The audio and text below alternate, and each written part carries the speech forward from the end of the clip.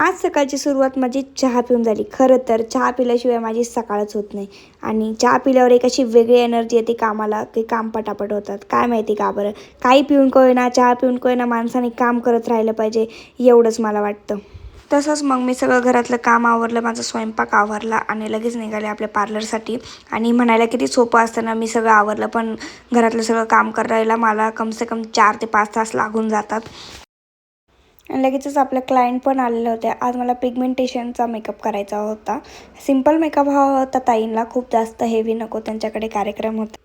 आणि मग तसंच मी त्यांना सिंपल मेकअप आणि स्ट्रेटनिंगवाली हेअरस्टाईल दिली आणि त्यांनाही फार आवडला होता मेकअप.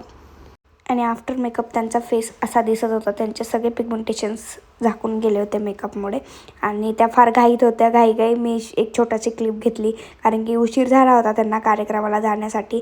त्या गेल्यानंतर मग मी माझा हा सगळा पसारा आवरला, जो की मी खूपच जास्त केला होता. त्यानंतर घरी येऊन मग मी जेवण केलं आणि वापस मग पार्लरला गेले. आणि वापस पार्लरला येऊन मला ह्या 2 साड्या प्री प्लेटिंग करून द्यायच्या होत्या, क्लायंटच्याच होत्या त्या.